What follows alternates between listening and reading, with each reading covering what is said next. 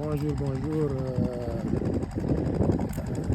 Ce message est pour l'excellent ministre de l'Agriculture, Mabouba Diagne, en qui nous avions beaucoup d'espoir au regard de son parcours professionnel, son éducation et surtout sa pratique.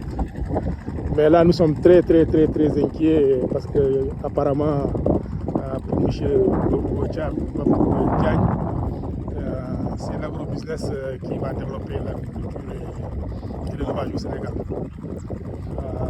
L'agrobusiness est certainement une partie de l'équation, mais ça ne peut pas être donc, la solution.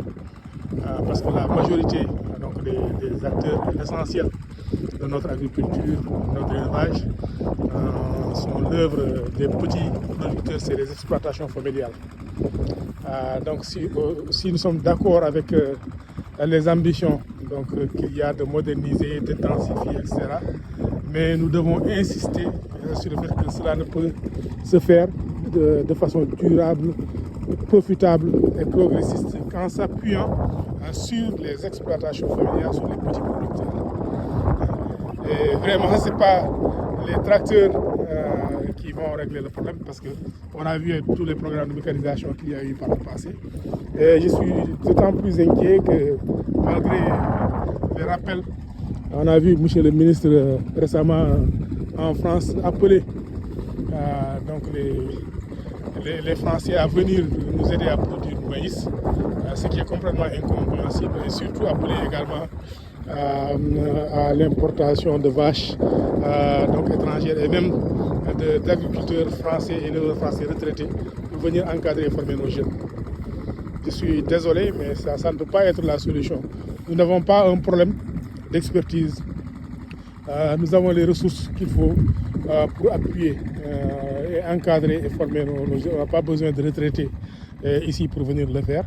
Et aussi, si on doit développer notre élevage, on le fera en se basant sur les cheptels qu'il y a ici, sur les millions de têtes que nous avons, en les améliorant. Même si on importe des vaches, ça devrait être peut-être pour permettre d'améliorer la race avec les croisements et tout.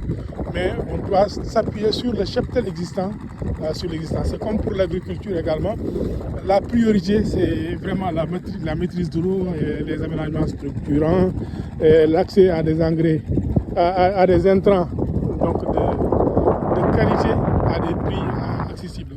Principalement les semences, les engrais, etc., à des prix accessibles. Bon, c'est là que l'accent doit être mis. Vraiment, on est très inquiet.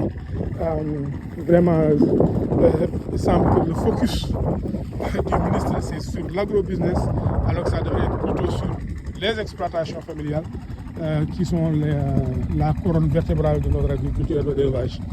Donc nous appelons le ministre à bien revoir les choses sur ce plan-là et vraiment à mettre au premier plan dans ses priorités les exploitations familiales et les petits producteurs. Merci.